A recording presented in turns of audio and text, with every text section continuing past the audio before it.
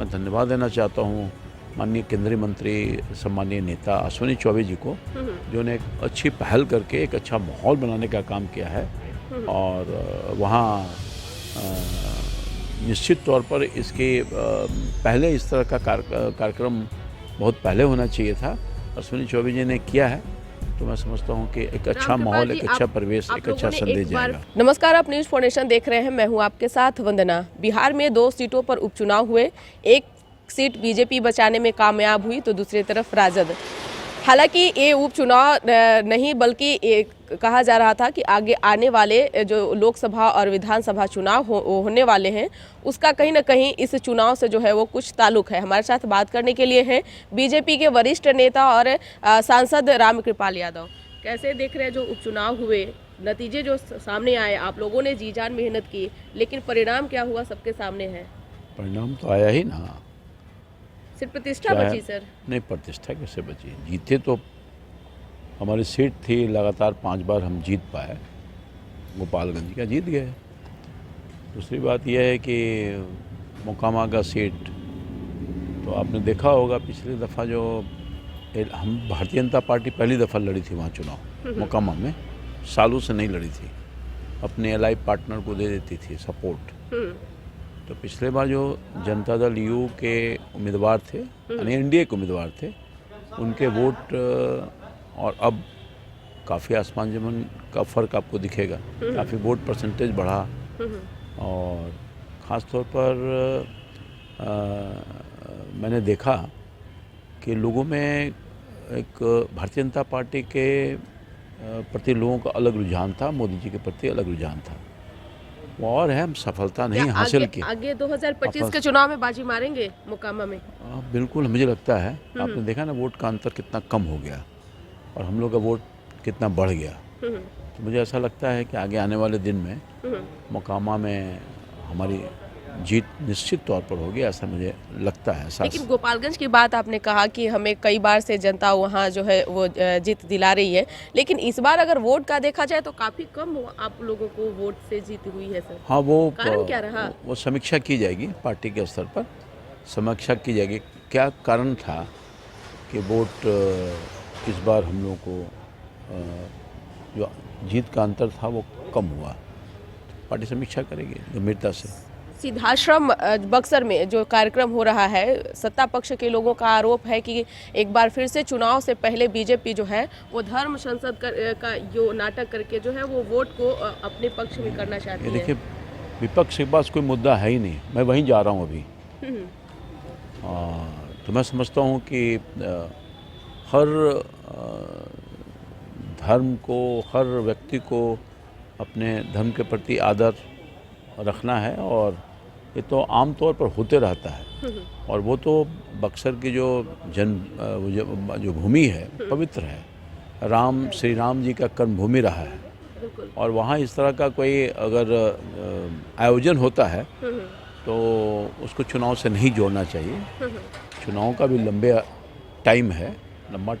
तमाम राज्यों के मुख्यमंत्री वहाँ शिरकत करने वाले हैं, मोहन भागवत जी भी आने। हाँ, तो एक बड़ा आयोजन हो रहा है। बड़ा आयोजन हो रहा है, उसमें शिरकत कर रहे हैं तो अच्छी बात है।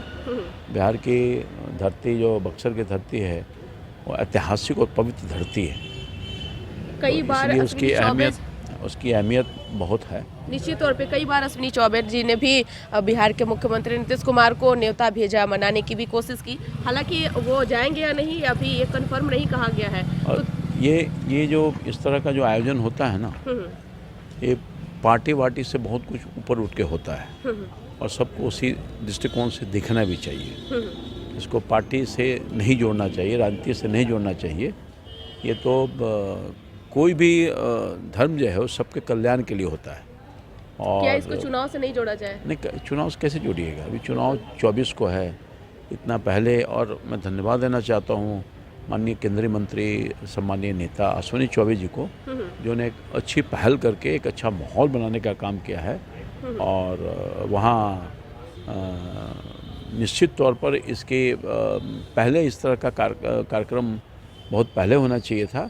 अश्विनी चौबे जी ने किया है, तो मैं समझता हूँ कि एक अच्छा माहौल, एक अच्छा परिवेश, एक अच्छा संदेश एक बार जाएगा। फिर से कांग्रेस में सेंधमारी करने की कोशिश किए हैं, तो क्या लगता है कि बीजेपी में भी कोई उसका असर नहीं, होगा क्या? क्या कांग्रेस सेंधमारी? बीजेपी अगर बिहार में देखा जाए तो बिहार में भी कुछ वैसा असर देखने को मिलेगा क्या?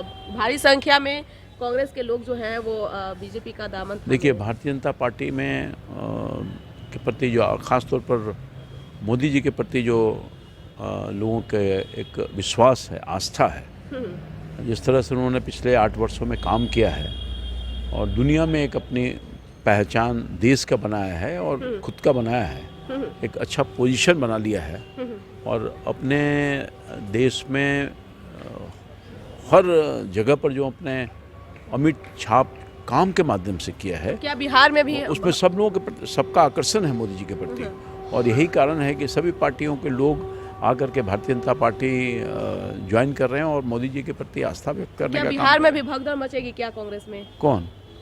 कांग्रेस में बिहार अरे में भी भगदड़ मचेगी न सिर्फ क्या? कांग्रेस में बल्कि जितनी पार्टियां हैं हम्म।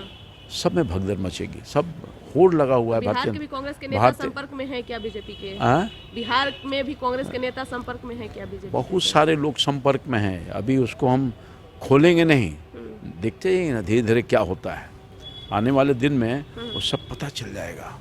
2024 के पहले कितने लोग आएंगे भारतीय जनता पार्टी में, क्यों लगा हुआ है, क्यों नंबर, समझे कि नहीं? इसलिए मोदी जी का जो अभी खुलासा नहीं काम करेंगे है, आप लोग? अरे अरे राज को राज रहने दो, पर्दे में रहने दो, पर्दा से बाहर मत निकलने दो।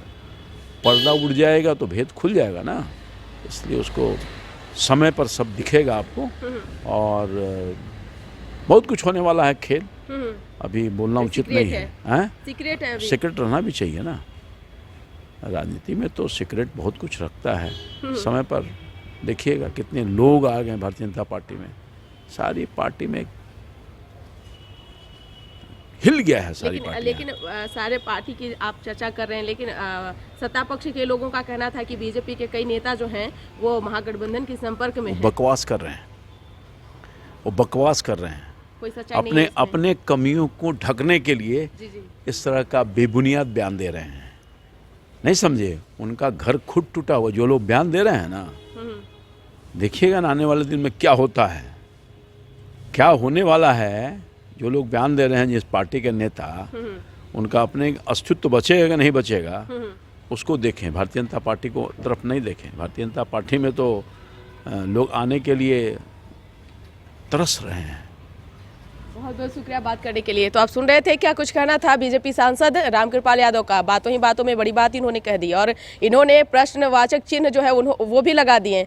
साफ तौर से इन्होंने कहा कि आगे आने वाले समय में बहुत बड़ी भगदड़ जो है कांग्रेस के साथ साथ अन्य पार्टियों में होने वाली है। इंतजार कीजिए समय का और सही समय आने पर बीजेपी जो है वो खुलासा करेगी। इस खबर बस इतना ही। बने रहिए न्यूज़ फाउंडेशन के साथ। तब तक हमारे चैनल को सब्सक्राइब नहीं किए हैं तो कर लीजिए। धन्यवाद।